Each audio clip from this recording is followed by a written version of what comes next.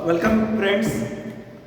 21 दिसंबर 2018 को ट्विटर पर एक मैसेज आया। वो मैसेज था आई लव ट्विटर।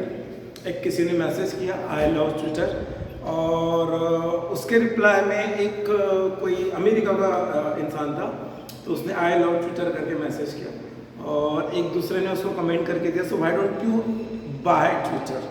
बड़ा रसूख वाला आदमी था वो जिसने ये मैसेज किया था, ट्वीट किया था। तो एक जर्नलिस्ट ने उसको रिप्लाई किया why don't you buy Twitter.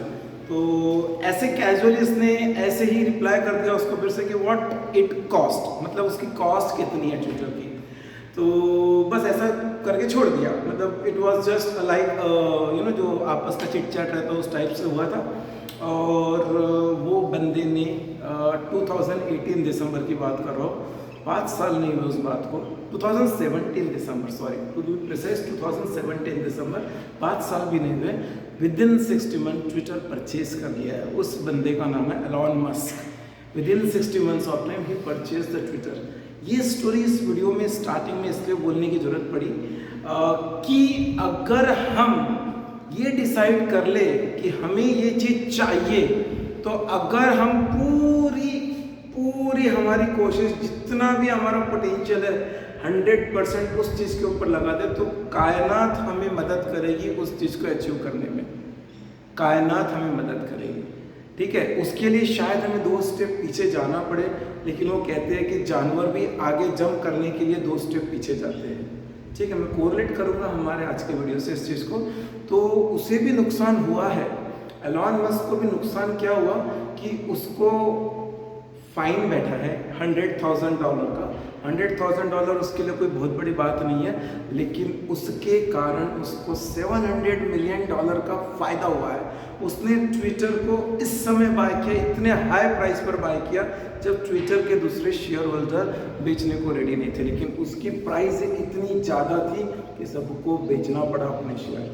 तो वही बात है कि अगर उसने ये डिसीजन ले लिया और उसको पूरा करने के लिए उसने अपनी इतनी मेहनत लगाई कि कोई उसको नेस्तनाबूद नहीं कर सकता है। कहने का मतलब है कि कायनात ने उसे सपोर्ट किया। बस हमारा आज से जेई 50 दिन दूर है, तो अब हमें ये सोचना है कि ये हमारी ज़िंदगी का टू डू काम है, और बेसिकली ये हमें blessing in disguise 2 months extra मिले हैं। जेई 22 एस्पायरेंट की बात कर रहा हूँ मैं, तो 2 मंथ जो एक्स्ट्रा मिले हैं, और सामने जो 50 दिन बचे उसको बस जी लो। मैं हमेशा कहता हूँ जी लो का मतलब यह है कि हमें इस चीज़ को एंजॉय करना है। अगर हम इस चीज़ को फोर्सफुली करने की कोशिश करें कि हाँ यार या पता नहीं कर पाएंगे या नहीं कर पाएंगे, या तो यार ये ज़बरदस्ती करना पड़ रहा है, मम्मी ने बोला, पापा ने बोला, इसने बोला, उसने बोला, इनके बातों में ना आते हुए हमारा जो ड्रीम कॉलेज है ट्विटर, मेरा ड्रीम था, आई लव ट्विटर, ठीक है, और उस ड्रीम को मैं अचीव करके रहूँगा। इसलिए वो एलॉन मस्क है। सब एलॉन मस्क नहीं बन सकते। वो बंदे के पास आज इतना पैसा है, उसका नेटवर्थ इतना है कि उसकी 15 अगली पीढ़ियाँ भी सोकर बैठकर खा सकती है, इतना पैसा है। लेकिन वो बंदा आज 50 इयर्स का है, 50 इयर्स का है, and he used to work 16 to 18 hours a day. 16 to 18 hours a day. कहने का मतलब ये है कि अगर आप में किसी चीज़ को करने का जुनून हो तो ऊपर वाला तो देखता ही है। ऊपर वाला हमेशा देखता है, आपके हर वर्क को वो ऑब्जर्व करता है, और अगर आपने आपकी ड्यूटी बराबर तरीके से निभाई तो आपको उसका बेनिफिट मिलेगा, ठीक है। तो हमें आज देखना है JEE 22 final strategy, second video on physics. देखो, अगर मुझे कोई आके पूछे फिजिक्स, केमिस्ट्री, मैथमेटिक्स में जेई में सबसे इजी अगर कोई सब्जेक्ट है तो मेरे हिसाब से तो वो फिजिक्स है। वो क्यों है मैं अगले कुछ मिनटों में बताने वाला हूँ, क्योंकि ये मैंने जैसे पिछले मैथ्स के वीडियो में किया था उसी टाइप से यहाँ पर किया है, ट्रैक 1, ट्रैक 2, ट्रैक 3, ठीक है। और एक्चुअली मैथ्स के वीडियो में यहाँ पर ब्रेकअप था। ब्रेकअप मैंने इसलिए नहीं डाला क्योंकि ये ब्रेकअप मैं पहले बता चुका हूँ। मेरे स्ट्रैटेजी के वीडियोस जो देखेंगे उसके अंदर फिजिक्स का ब्रेकअप ऑलरेडी है। ब्रेकअप में ऐसा कोई चेंज आया नहीं है, कुछ मैंने पहले का वीडियो उसमें कोई चेंज आया नहीं, तो उसको रिपीट करने टाइम वेस्ट करने में कोई जरूरत नहीं है, ठीक है। तो ट्रैक 1, ट्रैक 2, ट्रैक 3 से क्या मतलब है? As I told 50 days are left for you guys. Track 1 is must do, is must do topics and having very high weightage. You can take 20 days for that. Track 2 8 days, track 3 7 days, so 20 plus this is 15 35 days plus minus 5 days पकड़ लो, because ये अगर 20 days में नहीं भी होते हैं, PYQs at least 2 study material workout करना है, concept I hope that nearly clear जैसे हो गए। तो भी हम अगर देखते हैं तो 15 प्लस 20 35 प्लस 5 का एक टॉलरेंस दे देते हैं तो 40 डेज, ठीक है, 40 डेज मोर देन इनफ। और ये है अटेम्प्ट 1 शिफ्ट 1 के लिए, दैट इज जून एंड में जो है, जुलाई एंड के लिए आपको और 30 डेज है, मतलब नहीं कुछ तो 20 to 25 डेज है। शुरू करते हैं ट्रैक 1। ट्रैक 1 में जो चैप्टर है, अगर आपने ये भी कर लिया तो मैं देखो एक चीज़ फिजिक्स के बारे में मैं बताता हूँ क्यों फिजिक्स सबसे ईजी है। एक तो ट्रैक 1 में जो टॉपिक है वो इतनी ज़्यादा हाई वेटेज है कि उतने मिनिमम टॉपिक पे अगर कर लिए तो ध्यान दो, ये टॉपिक 18 to 19 क्वेश्चन वर्थ करते हैं। अगर ये सपोज ट्रैक 2 ट्रैक 3 पर नहीं भी आते हैं, सिर्फ ट्रैक 1 को फॉलो करते तो 18 question out of 30 to be precise 25 अगर हम कर लेते हैं तो 18 for the 72 mark and getting 70 plus mark in physics is equivalent to 99 percentile for an open category student. So suppose girls reservation and OBC and other category reservation अगर include करें तो वो बंदे के लिए तो जैसे कोई ST वगैरह है या NT वगैरह है तो वो बंदे के लिए तो ये 99.9 परसेंटाइल हो जाएंगे। अगर मैं ये जनरल कैटेगरी की बात कर रहा हूँ तो अगर 18 अटेम्प्ट कर लिए या 18 करेक्ट है, that is equal to 70 plus mark, you are through with 99 percentile. That's why I told अगर इसको भी वर्कआउट कर लिए तो मोर देन मिला। दैट्स व्हाई आई टोल्ड कि सबसे इजी फिजिक्स है। ये सिर्फ एक क्रिएट किया गया है कि फिजिक्स सबसे टफ है। मुझे एक इंसिडेंस याद आ रहा है लास्ट ईयर का, मतलब जो अगस्त का अटेम्प्ट था, अगस्त सितंबर एंड फरवरी मार्च, ऐसे 4 अटेम्प्ट हुए थे लास्ट ईयर 21 में।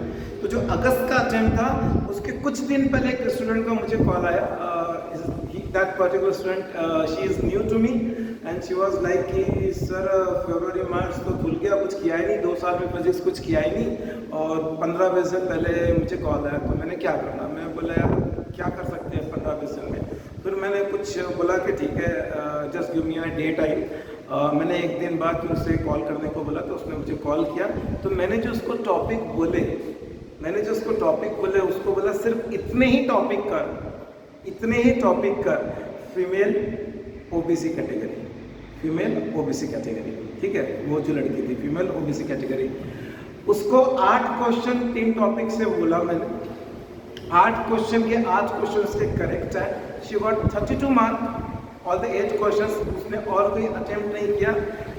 To my surprise she got 82 percentile, मतलब she herself was shocked 82 percentile, god knows. इसलिए मैं बोल रहा हूँ कि फिजिक्स में परसेंटाइल बहुत ज़्यादा मिलता है अगर आपका स्कोर कम भी रहा तो, और दूसरी चीज़ हाई वेटेज टॉपिक बहुत है, तो इसका मतलब ये है कि physics is the easiest of the lot, ठीक है, ऐसा कहा जाता है मैथ्स इज़ द टफेस्ट, तो मैं बोलूँगा physics is the easiest. Chemistry अपने आप में इजी है, उसके पीछे का रीज़न अलग है, सिर्फ डाइवर्सिफाई ज़्यादा है इसलिए बच्चे केमिस्ट्री से डर जाते हैं क्योंकि बहुत ज़्यादा ये है। अगला वीडियो केमिस्ट्री पे रहेगा, कोशिश करूँगा कि उसमें भी मैं कुछ इस तरह से वर्कआउट करूँ कि स्ट्रेटेजी में 75 प्लस मार्क्स आप लेकर आओ केमिस्ट्री में, वो पिकअप करेंगे। लेकिन केमिस्ट्री में इतना ईजी नहीं रहता बिकॉज इट्स लाइक कि हार्डली कोई टॉपिक पे 2 या 3 क्वेश्चन का वेटेज है, तो काफ़ी थोड़ा सा डिफिकल्ट हो जाता है केमिस्ट्री में, बट वो फिजिक्स में आराम से कम अप कर सकते हैं। देखते हैं, शुरू करते हैं। केटीजी एंड थर्मोडायनामिक्स में थर्मल एक्सपांशन भी आ गया और कैलोरीमेट्री भी आ गया, ठीक है, मैंने शॉर्ट में लिखा है। ये टॉपिक जो है ये आपको पिछले कितने भी शिफ्ट, ये देखो पूरा जो है ये मैंने पिछले 2016 ऑनवर्ड की शिफ्ट देखा, उसके पहले की भी देखा है, ठीक है। टू बी प्रिसाइज 2013 ऑनवर्ड का वर्किंग है। उसके पीछे का रीज़न ये है कि उसके पहले AI-EEE होता था और जेई जो है 2013 से चालू हुआ, लेकिन 2019 ऑनवर्ड जो ऑनलाइन चालू हुआ तो नंबर ऑफ शिफ्ट्स बढ़ गई, तो इस चीज़ का ध्यान रखना, उनके पास बहुत क्वेश्चंस नहीं रहते हैं।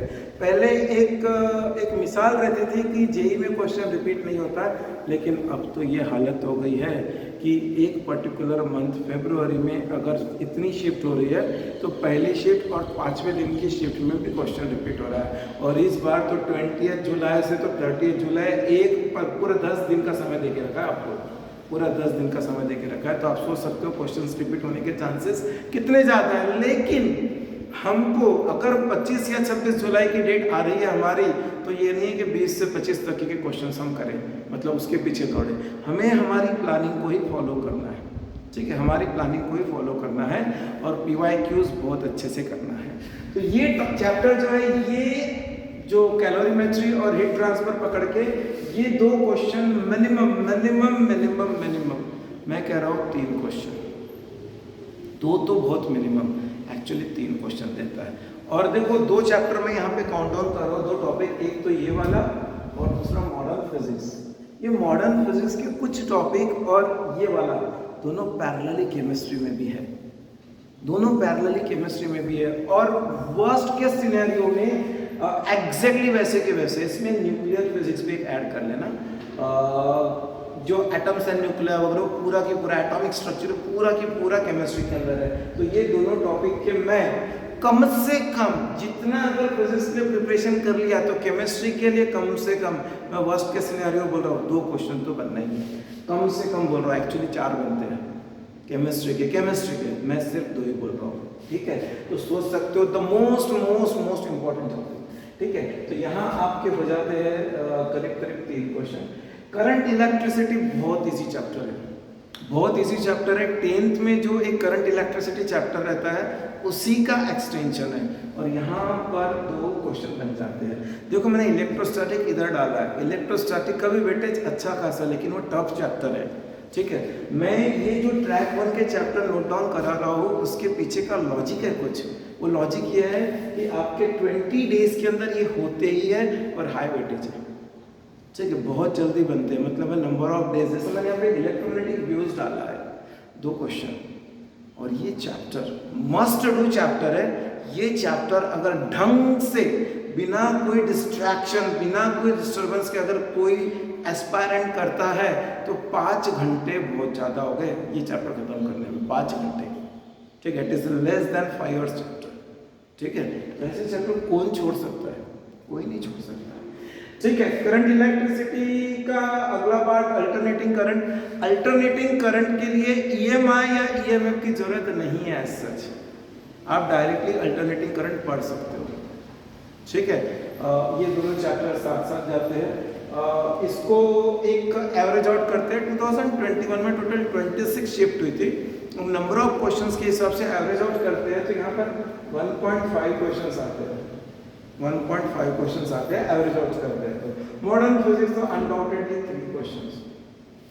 और सही बात बताऊं, मॉडर्न फिजिक्स के लिए तो कोई ट्यूशन की भी जरूरत नहीं पड़ती है अगर एक देखा जाए तो, क्योंकि अभी तो समय आ गया है कि सेल्फ स्टडी, सबसे ज़्यादा सेल्फ स्टडी।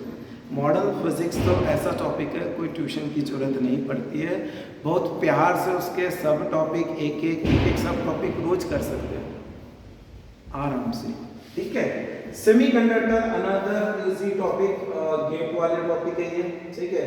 2 क्वेश्चन, ठीक है। कुछ अगर कम ज़्यादा होता है, एक अच्छा सा प्रॉपर गाइडेंस मिल जाता है तो बहुत आराम से सेमीकंडक्टर हो जाता है। इलेक्ट्रोमैग्नेटिक वेव्स को मैं बता चुका हूँ, ठीक है। बहुत थियोरेटिकल चैप्टर है और बहुत बेसिक चैप्टर है, आराम से बन सकता है। इलेक्ट्रोमैग्नेटिक वेव्स के लिए बहुत ज़रूरी नहीं है कि EMF और EMI पढ़ा जाए, ठीक है, वो डायरेक्टली पढ़ सकते हैं। Motion in 1D and 2D 11th standard में आ गया हूँ मैं, ठीक है। इसमें रेक्टिलिनियर मोशन, प्रोजेक्टाइल मोशन और सर्कुलर मोशन जो बेसिक है वो है। और मेरा सबसे फेवरेट चैप्टर है ग्रेविटेशन, ठीक है। यहाँ पे भी 2 क्वेश्चन ग्रेविटेशन और मेरा सबसे फेवरेट है ग्रेविटेशन। 2 लिख रहा हूँ, 1.5 कर दो, ठीक है। मतलब कुछ 39 to 40 क्वेश्चंस आए थे पूरे शिफ्ट मिला के 2021 में, और 26 शिफ्ट हुई थी तो 1.5, but make sure it should be around 2 only, ठीक है। क्योंकि ये चैप्टर अगर आप आज बैठे इस वीडियो को देखने के बाद तो 4 घंटे में डन है, 4 घंटे में डन है, ठीक है। इसलिए मैंने 20 डेज दिया, मोर देन इनफ है ये, 20 डेज, ठीक है। और आरबीडी का तो लॉन्ग फॉर्म काफ़ी लोगों को मालूम नहीं है, रिजिड बॉडी डायनामिक्स, ठीक है। ये वो आपका है ना, centre of mass moment of inertia के पहले, या रोटेशनल डायनामिक्स जिसको बोला जाता है। ये मैं इसलिए बोल रहा हूँ क्योंकि ये भी 1.5 to 2 का कैटेगरी में आता है, लेकिन क्वाइट फ्रिक्वेंटली क्वेश्चंस आ रहे हैं इसके ऊपर, ठीक है। क्वाइट फ्रिक्वेंटली आ रहे हैं, कभी कभी डायरेक्ट वेक्टर पर भी आ जाते हैं क्वेश्चन, ठीक है। हाँ, एक चीज़ बहुत इंटरेस्टिंग है, 2021 कुछ हटके था, मतलब सभी सब्जेक्ट के लिए। तो 2021 में मैथमेटिकल टूल जो सबसे पहला चैप्टर रहता है एच सी वर्मा या कोई भी फिजिक्स की बुक का, वो जो अलग अलग पब्लिकेशन की जो बुक्स आती है अरोरा वगैरह की, सभी का जो पहला चैप्टर रहता है मैथमेटिकल टूल्स, उसके ऊपर करीब इन्होंने एक क्वेश्चन पर शिफ्ट का एवरेज लगा के दिया था, ठीक है। उसके अंदर क्या रहेगा आपका, बाइनोमियल थ्योरम, ज्योमेट्रिक प्रोग्रेशन और परम्यूटेशन कॉम्बिनेशन, डिफरेंशिएशन, इंटीग्रेशन, ठीक है। मेजरली यही रहते हैं मैथमेटिकल टूल्स वाले। तो इसके लिए सच कोई सेपरेट स्टडी करने की जरूरत नहीं है, ये तो आपको करना ही है। और अगर आप जेईई मैथ्स दे रहे हो तो क्वाइट ऑब्वियस है कि ये करना ही है, ठीक है। तो एक क्वेश्चन तो वहाँ से आपको रेडीमेड मिल ही रहा है, ठीक है। ये पिछले जब से ये ऑनलाइन चालू हुआ है ना 2019, वहाँ उस समय से पूछे जा रहे हैं। जैसे वेक्टर का मुझे ध्यान है एकदम से यहाँ पर, तो मैंने इसलिए उसको उससे कोऑर्डिनेट कर लिया, ठीक है। तो अगर मैं इसको क्लोज करता हूँ तो 3 + 2 5 6 3 9 11 + 4 15 16 and 17 18 19, मैं 18 पकड़ रहा हूँ, मैं 18 पकड़ रहा हूँ, मैं 16 पकड़ रहा हूँ। 16 4 = 64, getting 64 mark out of 100 in physics, and that too within 20 days। तो और उससे ज़्यादा क्या चाहिए, ठीक है। इसलिए फिजिक्स सबसे इजी है, ठीक है। फिजिक्स में परसेंटाइल भी अच्छे बनते हैं। वो जो लड़की को मैंने बताया था शुरुआत में एग्जाम्पल, उससे मैंने मॉडर्न फिजिक्स बोला था, कार्टेशियन थर्मोडायनामिक्स बोला था, ठीक है, और करंट इलेक्ट्रिसिटी बोला था, ठीक है। सेमीकंडक्टर मैं बोल नहीं पाया था उसे, क्योंकि सेमीकंडक्टर के कुछ कंसेप्ट थोड़े से टफ रहते हैं और मैं सच टाइम स्पेंड नहीं कर पा सकता था, तो इसलिए मैंने उसे अवॉइड किया था।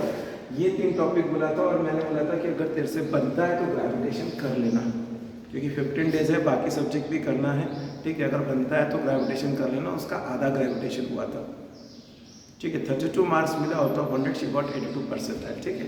So that's a story, fine. Track 2 में जो टॉपिक है ये बहुत क्या बोलते हैं कि दुख के साथ मैंने यहाँ ऐड किया। मुझे इधर ही ऐड करना था, खास करके पहले 4 टॉपिक, मतलब, लेकिन क्या बोलूँ कि मैं एक साथ इतने सारे टॉपिक यहाँ पे डाल दूँगा तो क्या होगा, क्योंकि ये बहुत ही बेसिक टॉपिक है, एनएलएम एंड फ्रिक्शन। मतलब मैं अगर बोलूँ तो 2 क्वेश्चन है ये, ठीक है। डायनामिक्स का पार्ट है 11th स्टैंडर्ड, 2 क्वेश्चन बनते हैं, लेकिन एक एज्यूम करके चलते हैं, ऑन एन एवरेज 1.5 एक एवरेज अगर देखते हैं, बिकॉज शिफ्ट ज़्यादा थी 19, 20, 21 में। Work power energy 1 to 1.5 question. SHM तो यार करना ही करना है, मतलब एसएचएम इसलिए बोल रहा हूँ करने को, एक तो ईजी है और ज़्यादा टाइम कंज्यूम नहीं करता है। तो एक्चुअली 1.5 इसका एवरेज है, ठीक है, on an average. Optics and waves मतलब पूरा ज्योमेट्रिकल, उसके अंदर spherical lens, spherical mirror lens, ठीक है। जो ये 10th स्टैंडर्ड का ऑप्टिक्स है ना, उसका कंटिन्यूशन पार्ट है, वो हो गया रे ऑप्टिक्स वगैरह। उसके बाद वेव्स में सभी टाइप की वेव्स, और ये दोनों टॉपिक ईजी है, दोनों टॉपिक ईजी है। और इसमें गई गुजरी हालत में मिनिमम 2 क्वेश्चन तो बनते ही है गई गुजरी हालत में। अगला है ईएमएफ और ईएमआई। तो ईएमएफ थोड़ा सा थियोरेटिकल ज़्यादा है, तो अगर समझ लो वो बन जाता है, थियरी कर पाते हो, क्योंकि उसके अंदर न्यूमेरिकल बेस्ड क्वेश्चंस इतने नहीं आएंगे। तो अगर समझ लो थियरी बन जाती है तो इसको अच्छे से कर लेना, ठीक है। प्रिंसिपल ऑफ कम्युनिकेशन के बारे में मुझे कुछ बोलना नहीं है, एक क्वेश्चन, ठीक है।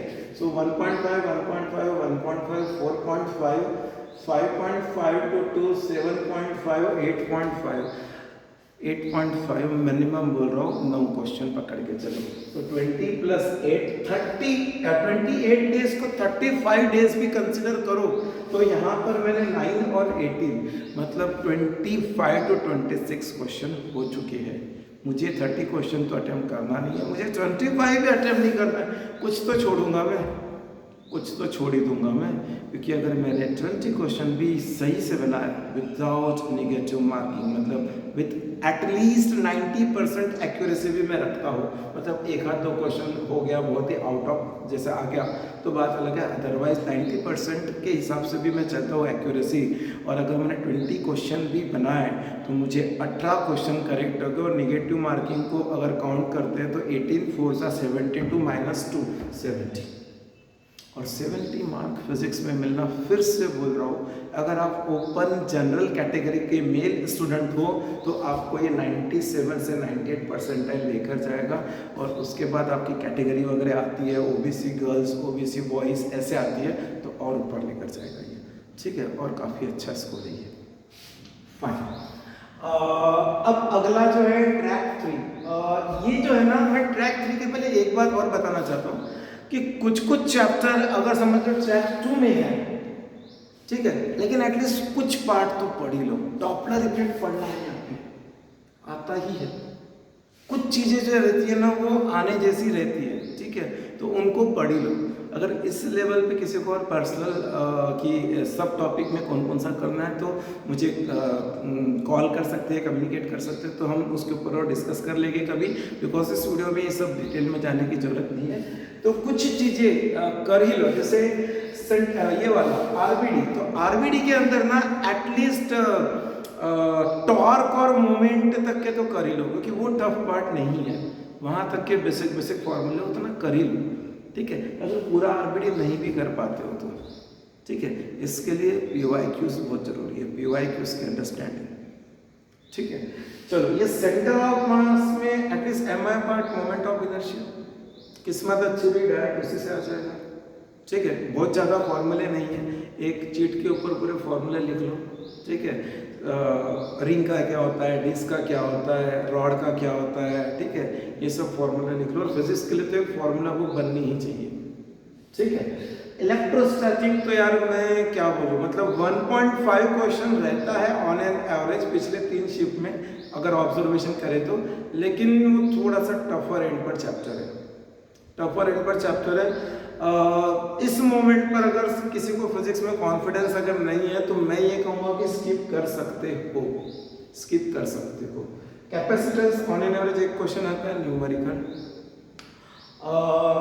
कोई अच्छे सी बुक डीसी पांडे के न्यूमेरिकल्स लगा लो और पीवाईक्यूज लगा लो। ईएमआई मैंने यहाँ डाला है, ठीक है, बता दिया है मैंने, अगर करना चाहते हो तो न्यूमेरिकल्स उसके कर लो। देखो कैसा है, एक बता देता हूँ, कोई टॉपिक उठा रहे हैं और इस मोमेंट पर, क्योंकि हमारे पास जितने दिन बचे हैं आज से 50 डेज है उसकी बात कर रहा हूँ मैं, तो सपोज एक टॉपिक है उस पर न्यूमेरिकल्स है, दूसरा टॉपिक है उस पर न्यूमेरिकल्स है, ठीक है।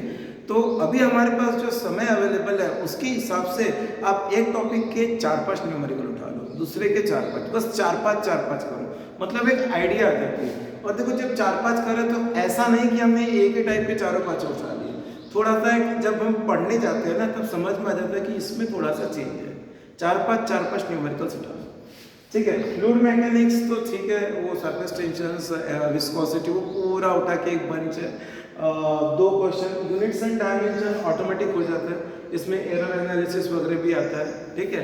छोटे मोटे चैप्टर जो है वो मैं जानबूझ के स्किप किया, बिकॉज मैं वो स्टूडेंट नहीं हूँ जो आउट ऑफ मार्क लाना चाहता है, ठीक है। मैं हमेशा एग्जांपल देता हूँ कि आईआईटी चेन्नई से डॉक्टर एपीजे अब्दुल कलाम ने अपनी इंजीनियरिंग करी थी, वो कभी टॉपर आए नहीं, इसका मतलब उनके समय कोई ना कोई जरूर टॉपर आया होगा, लेकिन जो टॉपर आया होगा उसका कहीं दूर दूर तक नाम नहीं है। और एपीजे अब्दुल कलाम सर के बारे में क्या बोले, ठीक है, वो वर्ल्ड के रिनोन साइंटिस्ट बने, ठीक है। तो मैं कभी भी इस फिलॉसफी पे बिलीव नहीं करता हूँ कि आउट ऑफ मार्क्स आने चाहिए, ठीक है, लेकिन जितना कर रहे हैं वो ढंग से करो, जितना कर रहे हैं वो ढंग से करो। I hope that this is fine, इससे काफ़ी कुछ बन जाएगा। मतलब मेरा टारगेट ये था कि ये जो मैं वीडियो की सीरीज बना रहा हूँ, तो जैसे मैथ्स का बना है तो वहाँ पर मैंने एक जो स्ट्रैटेजी बताई है वो 80+ मार्क्स की बताई है, ठीक है। यहाँ पर करीब करीब मैंने काफ़ी रिड्यूस कर दिया, बिकॉज वो वीडियो और ये वीडियो में गैप भी हो गया करीब करीब 10 डेज का, तो काफ़ी टाइम मेरा टाइट होने के कारण, तो ये एज्यूम करके चलते हैं मैंने 30 to 35 डेज का कर दिया, इसको स्किप कर देते हैं तो आराम से 70 मार्क तो कहीं नहीं गए 70 मार्क। और अगर हम ये अगस्त अटेम्प्ट का जुलाई अटेम्प्ट के ऊपर फोकस करते हैं तो ऑटोमेटिकली वो 80 to 85 मार्क जा सकते हैं। यस, सही सुना, 80 to 85 marks in physics JEE paper. ठीक है, बिल्कुल सही सुना, मिल सकते हैं, मिले हैं प्रॉपर स्ट्रेटेजी के साथ। ठीक है, और एक अंत में कुछ, जैसे मैंने शुरुआत में बोला था जब सीरीज चालू किया था लास्ट वीडियो में, कि कुछ तो एक मोटिवेशन चाहिए और उसके लिए सबसे इम्पोर्टेंट है प्लानिंग। आपकी प्लानिंग, अगर आपकी प्लानिंग सही है ना, आप जिंदगी में कुछ भी अचीव कर सकते हो। एलॉन मस्क ने ट्विटर बाय करने के लिए बहुत प्लानिंग करी। ठीक है, उसे मालूम था बहुत लोग इसका अपोज करेंगे, इतना पैसा कहाँ से लाएंगे। उसने टेस्ला कंपनी के अपने शेयर बेचे, जो टेस्ला ये है इलेक्ट्रिक कार की जो कंपनी है, तो टेस्ला के शेयर प्राइस गिर गए। ठीक है, तो जो शुरुआत में मैंने बोला था ना, 2 पैर पीछे जाना पड़ेगा लंबी जंप मारने के लिए। ठीक है, तो यहाँ पर हमारे केस में 2 पैर पीछे जाने का मतलब ये है सेक्रीफाइस। ठीक है, अपने आप को चेंज करो अगले 50 दिन के लिए। ठीक है, और देखो ये ऐसा मत समझो जेई हो गया तो बस अब तो फिर वापस हमारे पुराने रौनक में आ जाएंगे और वही सब चीज़ें चलेगी जो पहले करते आ रहे हो, तो नहीं, क्योंकि वो देखो वो बहुत ऑब्जर्व करता है सबको। ठीक है, आपको चेंज होना है तो आपके लिए फॉरएवर चेंज होना है। ठीक है, मैं एग्जांपल कोट करके देता हूँ, आईआईटी चेन्नई या और दूसरे आईआईटी गुवाहाटी वगैरह में पिछले कुछ वर्षों में काफ़ी लोगों को डीबार किया गया है। डीबार का मतलब होता है कि उनको कॉलेज से रस्टिकेट किया गया है because of non performance. Due to some ABCD reason they got admission into those IITs, but they need to perform over there also. So it's a building process for a JEE aspirant. It's not just the 11th and 12th, or for example a 1-year dropper, or what we call in our day-to-day language 10+3 student, but it is after 10+2 +4 or 10+3 +4 student. Fine, you need to be like that forever. You need to be like that forever. मुझे एक incidence याद आ रहा है, वो incidence coat करके मैं close करूँगा। कुछ दिन पहले की बात है, मुझे एक स्टूडेंट मिला, वो IAS क्लियर हुआ। IAS एक टफेस्ट एग्जाम मानी जाती है, एक टफेस्ट एग्जाम मानी जाती है इंडिया के। ठीक है, UPSC के थ्रू जो कंडक्ट होता है। काफ़ी जूनियर था मेरे से, काफ़ी जूनियर था, और मैं पहले भी उससे एक बार मिल चुका था, तो एक अच्छा इंटरेक्शन हुआ मेरा उसके साथ। तो जब मेरी उससे बातचीत हुई तो एज ए क्यूरियोसिटी, बिकॉज छोटे बच्चों की भी क्लासेस वगैरह चलते रहती है 7th 8th स्टैंडर्ड वगैरह से, तो बच्चों को थोड़ा बताने के लिए कभी, तो मेरी उससे बातचीत हुई। तो जैसे एक वो रहता है ना, एक नॉर्मल सी बात है, आजकल तो फेसबुक, इंस्टाग्राम, व्हाट्सअप का ज़माना है, तो मेरा हमेशा क्वेश्चन ये रहता है कि भाई पढ़ाई के बीच में डिस्ट्रैक्शन आया क्या? तो वो बोले कि हाँ सर 100% आया, लेकिन मेरा खुद से कमिटमेंट था। एक समय की बात ऐसी थी कि मैं दिन भर रहता था उस पर, बिकॉज ऑफ द स्टडी मैं दिन भर रहता था। कुछ काम वगैरह, जैसे आज भी सभी मैक्सिमम लोग यूट्यूब पर रहते हैं बिकॉज ऑफ स्टडी। बट एक बात ध्यान रखना, उसने कहा कि जब मुझे ऐसा लगा कि मेरे पास मटेरियल सब आ गया है, उसके बाद टोटली फॉर वन ईयर उसको ये नहीं मालूम कि व्हाट्सअप क्या होता है, फेसबुक क्या होता है, इंस्टाग्राम क्या होता है। मजे की बात इसके बाद की है, 1 साल बाद जब वो टॉप 20 AIR ला चुका था, IAS बन चुका था, पास हो चुका था, उसके बाद उसको फेसबुक, इंस्टाग्राम और व्हाट्सएप का कोई रिलेवेंस ही नहीं लगा, क्योंकि आदमी की मेंटालिटी चेंज हो जाती है। आज मैं खुद बताता हूँ कि मुझे कोई रिलेवेंस नहीं है। मेरा एक नेगेटिव पॉइंट भी है, मुझे कितने बार पेरेंट्स बोलते हैं कि सर हमने आपको मैसेज किया व्हाट्सएप पे, आपने रिप्लाई नहीं किया। ठीक है, मैं 2-2, 3-3 दिन तक के व्हाट्सएप देख नहीं पाता हूँ। ठीक है, उसके पीछे का रीज़न ये है कि मैंने अपने टारगेट सेट करके रखे। उस बंदे IAS ने अपने टारगेट सेट करके रखे थे, 1 साल तक के कोई चैनल पर नहीं था, वो कोई प्लेटफॉर्म पे नहीं था, रिजल्ट सामने था, top 20 ranking of India, among top 20। ठीक है, तो ये एक सबसे बड़ा ड्रॉबैक आज के स्टूडेंट के लिए, और ये फॉरएवर बना लो। ये देखो, ये फेसबुक, इंस्टाग्राम, ट्विटर, ये उन लोगों के लिए है जिन लोगों को बेसिकली उससे अर्निंग हो रही है, ठीक है। मार्क जकरबर्ग रहेगा उसके ऊपर, ठीक है, लेकिन मैं कभी और डिस्कस करूँगा, वीडियो लंबा नहीं करना चाहूँगा। वो खुद कभी फेसबुक पर उस तरह से टाइम स्पेंड नहीं करता जितना हम लोग स्पेंड करते हैं, ठीक है। तो इस चीज़ का ध्यान रखो। कोका कोला का जो फाउंडर है वो खुद कभी कोका कोला नहीं पीता, ये उसका खुद का स्टेटमेंट है। वो हमको पिलाता है क्योंकि उसे मालूम है कोका कोला क्या है।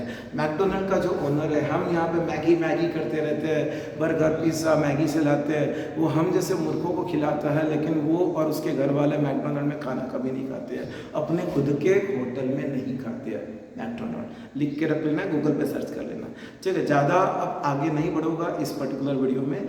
होप सो कि ये वीडियो हेल्पफुल रहा होगा, और definitely be confident, best of luck, क्योंकि मुझे पिछले कुछ 8-10 दिन से कुछ स्टूडेंट्स के कॉल आ रहे हैं, और अनफॉर्चुनेटली मेरे ही स्टूडेंट हैं, और वो मतलब एक टेंस सिचुएशन फील कर रहे हैं। 11-12 में कहीं और कोचिंग जिस तरह से उनकी थी, और वो टेंस फील कर रहे हैं अभी, क्योंकि जैसे जैसे समय पास में आ रहा है तो थोड़ा सा उनको एक स्ट्रेस लेवल बढ़ रहा है। तो मुझे खुद काफ़ी दुख हो रहा है। तो मैं नेक्स्ट वीडियो में थोड़ा सा इसके ऊपर एक बोलूँगा कि नहीं यार, ये तुम्हारे लिए कोई फांसी लगाने वाली चीज़ नहीं है, ठीक है। तुम बिल्कुल कूल रहो, ठीक है, और अपना 100% दो, that's it. Thank you very much.